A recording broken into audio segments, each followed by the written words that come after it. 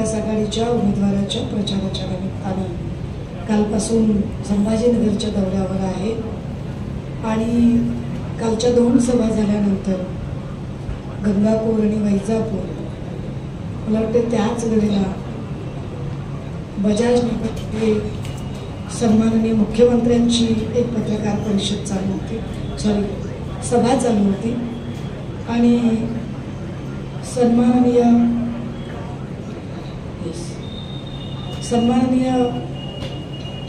मुख्यमंत्री महोदय या सभेला उपस्थित होते।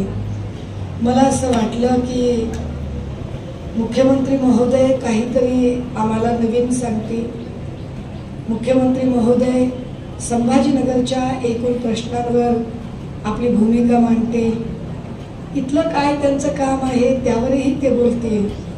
परंतु ज्या पद्धतीने काल त्यांनी एकूण भ्रमनिरास केला आणि त्यांनी जी भूमिका मांडली, तत्पूर्वी जी भूमिका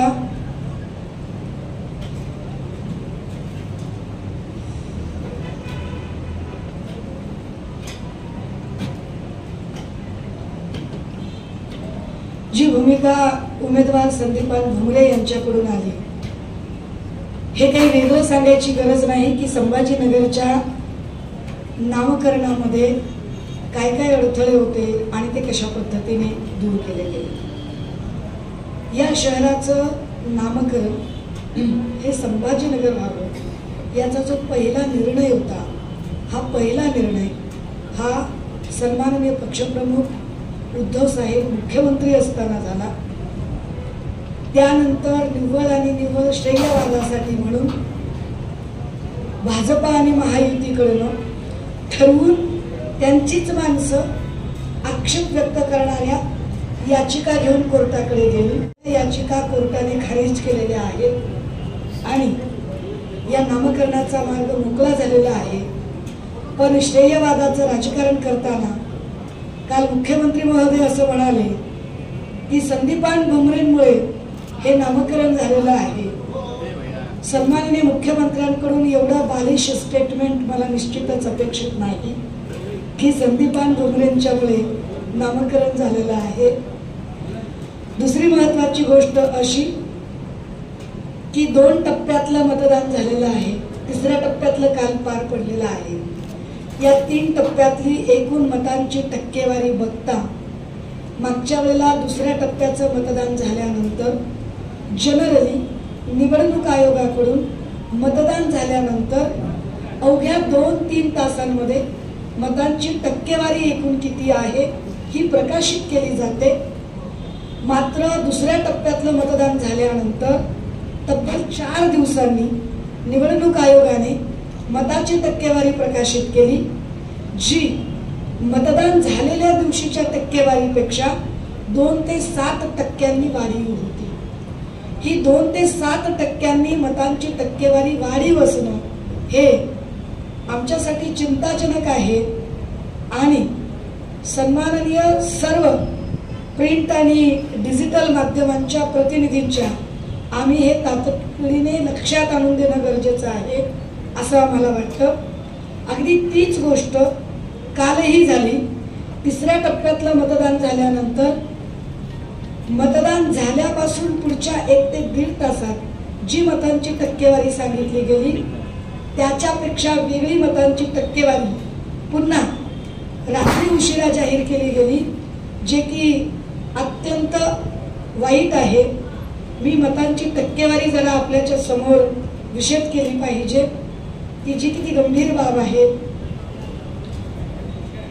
निवडणूक आयोगाने जाहीर केलेल्या एकूण मतांच्या टक्केवारीमध्ये 3 ते साधारणतः 5.75 एवढी ती टक्केवारी वाढीव सांगितलेली आहे। फेज 1 मध्ये मेल टर्नआउट हा 66.22% होता, फिमेलचा टर्नआउट हा 66.7% होता, थर्ड जेंडर टर्नआउट हा 31.32% होता आणि ओव्हरऑल जो टर्नआउट होता तो 66.1 होता। सेकंड फेज मध्ये मेलचा टर्नआउट हा 66.99% होता. फिमेलचा टर्नआउट हा 66.42% होता. थर्ड जेंडरचा टर्नआउट हा 23.86% होता. एकूण 66% 66.71% होता.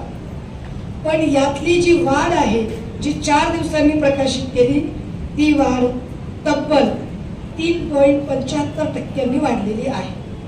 ही वाढीव मतांची संख्या कुठून आली, कशी आली, याची उत्तरं एकदा आम्हाला अपेक्षित आहे. कारण आम्ही कॉप्या करून पास होणारे लोक नाही. आम्ही गेली 2 वर्ष मेहनत घेतोय.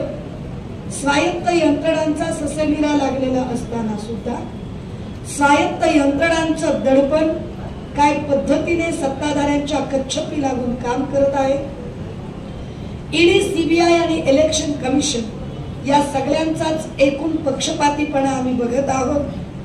कारण जे लोक जाहीरपणे पैसे वाटतात, ज्यांचे व्हिडिओज आम्ही ट्वीट करतोय, ज्याची माहिती आम्ही देतोय की ठाण्यामध्ये एक मीनाक्षी महापौर नावाच्या उपमहापौर ज्यांचा पैसे वाटतानाचा व्हिडिओ मी स्वतः ट्वीट केला, ज्याच्यावर एकाही शब्दाने निवडणूक आयोगाने आक्षेप घेतला नाही. काल एनसीपीचे नेते रोहित पवार यांनी काटेवाडी मधला पैसे वाटप करतानाचा व्हिडिओ ट्वीट केला, त्यावरही कारवाई नाही. तिसरी गोष्ट, काल धाराशिव लोकसभा मतदारसंघामध्ये परांडाच्या बूथ सेंटरच्या समोर समाधान पाटील नावाच्या 27 वर्षीय आमच्या शिवसेना उद्धव बाळासाहेब ठाकरे पक्षाच्या पदाधिकाऱ्याचा जो निर्घुण बळी घेतला गेला, त्याच्याही संबंधाने अजूनही सरकारने कुठलीही संवेदना व्यक्त केली नाही. लोकशाहीचा उत्सव चालू असताना जर अशा पद्धतीने खून खराबा होत असेल तर आधीच लोकांची मतांची टक्केवारी ही इतकी खाली आलेली आहे की कालच्या 3ऱ्या टप्प्यामध्ये सगळ्यात कमी मतदान हे बारामतीमध्ये अर्थात 47% झालं आहे. 47% लोकांच्या मतदानावर लोकप्रतिनिधी ठरवायचा, याचा अर्थ असा की 53% लोकांची मतच विचारात घेतली जात नाही. हे गंभीर आहे. मतदान प्रक्रियेला बाहेर पडत नाही तर त्याला कारण सत्ताधाऱ्यांच्या दुटप्पी भूमिका आहे. सत्ताधारी ज्या पद्धतीने पक्षपाती वागतात आणि पक्षपाती वागत सत्ताधाऱ्यांना वेगळा न्याय, विरोधकांना वेगळा न्याय, एकूण मतप्रक्रिया चालू असतानाच अशा पद्धतीने गँगवॉर करणं आणि तानाजी सावंतांच्या गावगुंडांकडून परांड्यामध्ये आमच्या एका युवा सेनेच्या पदाधिकाऱ्याचा बळी घेणं हे अत्यंत चिंताजनक आहे आणि येणाऱ्या काळातल्या मतदानाच्या टक्केवारीवर परिणाम करणारा आहे. आमची आपल्या माध्यमातून विनंती असेल सरकारला की या सगळ्या वातावरणात निर्धोकपणे मतदान प्रक्रियेला 13 तारखेला लोकांना बाहेर पडता आलं पाहिजे आणि त्यासाठीचं अत्यंत निर्भय, स्वतंत्र, स्वायत्त असं वातावरण उपलब्ध करून देणं ही सरकार पक्षाची, पर्यायाने गृहमंत्री बनवणाऱ्या देवेंद्र फडणवीसांची जबाबदारी आहे. कारण कालचा बळी हा सरकार पक्ष, विशेषतः देवेंद्र फडणवीस नावाच्या नापास गृहमंत्र्यांच्या अकार्यक्षमतेचा बळी आहे. हे आम्हाला गांभीर्याने इथे नमूद करावं लागते. जरा संभाजीनगर आणि संभाजीनगराच्या मुद्द्यांवरती येऊया. नामकरणाच्या मुद्द्याचा तर श्रेय घेण्याचा प्रयत्न काल केला, पण काल ज्या पद्धतीने संभाजीनगरच्या विकासावर न बोलता, एकूण इथल्या लोकसभेच्या प्रश्नांवर न बोलता, ही निवडणूक लोकसभेची आहे की गल्ली बोळातली आहे याचेही भान न ठेवता ज्या पद्धतीने सन्माननीय मुख्यमंत्र्यांनी वक्तव्य केलेली आहे ती कमालीची, चिंताजनक आहे. मुख्यमंत्री महोदयांनी जी काही भूमिका मांडली त्या भूमिकेत ते असं म्हणाले की वीर जवानांचा शहीदांचा बळी घेणाऱ्या काँग्रेसला तुम्ही साथ देणार आहात की देशभक्त भुमरेंना साथ देणार आहात? मला म्हणजे काय बुद्ध्यांकाचं काय कौतुक करावं ते कळत नाहीये. त्यांनी कुठून हे सगळे जावई शोध लावले ते एकदा त्यांनी स्पष्ट केले पाहिजे. कारण ज्या काँग्रेसच्या अनेकांनी ज्यांच्या पिढ्या या देशांसाठी गेल्या, ज्यांनी या देशासाठी गोळ्या झेलल्या, शहीदत्व पत्करलं, तुम्ही त्यांच्यावरती आक्षेप घेता. आणि ज्या संदीपान भुमरेने इथे प्रत्येक रस्त्याला जिथं ब्रेक लागेल तिथं स्पीड ब्रेकर आणि जिथं स्पीड ब्रेकर तिथं दारूचं दुकान उभं केलं, अशा एका दारू विक्रेत्याला जर तुम्ही देशभक्त म्हणत असाल तर हा या देशातल्या वीर जवानांचा, इथल्या देशभक्तांचा आणि शहीद गेलेल्या आमच्या अनेक लढवय्यांचा हा अपमान आहे. याचं भान मुख्यमंत्री महोदयांना असायला हवं. ते मुख्यमंत्री आहेत याचा अर्थ ते काहीही बोलतील आणि लोक खपवून घेतील असं अजिबात होत नाही. संभाजीनगर मध्ये आम्ही अमुक केलं, आम्ही डमुक केलं वगैरे काहीतरी सांगत होते. प्रश्न संभाजीनगरचा चालू होता. मुख्यमंत्री फारुख अब्दुल्ला पर्यंत पोहोचले होते. मुख्यमंत्र्यांचा गृहपाठ कोण करून देतं काही मला माहित नाही, पण त्यांचा कोणीतरी होमवर्क चांगल्या माणसाने एकदा करून देण्याची गरज आहे. या निमित्ताने अजून एक स्पष्ट केलं पाहिजे की संभाजीनगरमध्ये बहुल मुस्लिम मतदार आहे. हा कॉस्मोपॉलिटियन मतदारसंघ आहे. अशा कॉस्मोपॉलिटियन मतदारसंघामध्ये जबाबदार या राज्याचा पालक म्हणून मुख्यमंत्री पदावर असणाऱ्या व्यक्तीने अत्यंत जबाबदारीने वक्तव्य करणं उपयोग गरजेचं आहे. पण काल त्यांनी ज्या पद्धतीने एकूण इथल्या मुस्लिमांच्या बद्दलची वक्तव्य केलेली आहे ती धार्मिक भावना दुखावणारी आहे, धर्माधर्मात तेढ निर्माण करणारी आहे. त्यामुळे मुख्यमंत्र्यांच्या कालच्या भाषणावर निवडणूक आयोगाने दखल घेत तक्रार दाखल केली पाहिजे.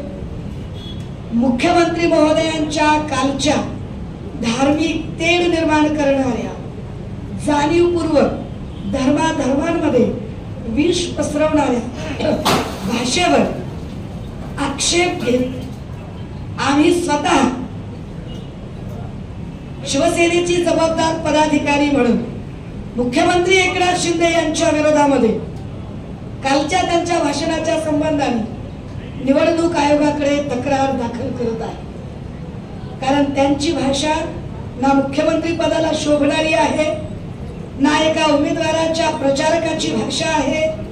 त्यांची भाषा ही निव्वळ आणि निव्वळ संभाजीनगरमध्ये येणाऱ्या काळात दंगली कशा निर्माण होतील, चिथावणी कशी मिळेल अशी चिथावणी खोर करणारी आहे.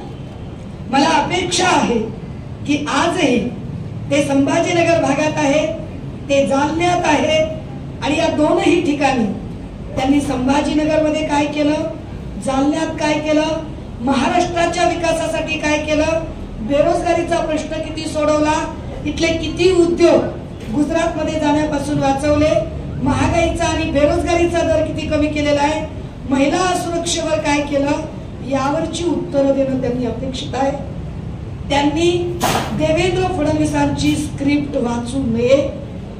मुख्यमंत्र्यांनी कॉप्या करून पास होण्याचा प्रयत्न करू नये. मुख्यमंत्र्यांनी अभ्यास करून बोलावे. आणि निवडणूक आयोगाला आमची विनंती असेल की निवडणूक आयोगाने कुणाच्याही दर्पणाखाली न येता की मुख्यमंत्री आहेत तर त्यांना आम्ही अभय देऊ आणि सामान्य कार्यकर्ता आहेत तर लगेच नोटिसा पाठवू, अशा पद्धतीने पक्षपात न दाखवता मुख्यमंत्र्यांच्या विरोधात कालच्या भाषणाबद्दल तातडीने तक्रार दाखल करून घ्या. अन्यथा जर पुढच्या काही काळामध्ये इथे तणाव निर्माण झाला आणि कुठलीही दंगल सदृश्य परिस्थिती निर्माण झाली, त्याला संपूर्णतः जबाबदार मुख्यमंत्री एकनाथ शिंदे असतील याची कृपया नोंद घ्या.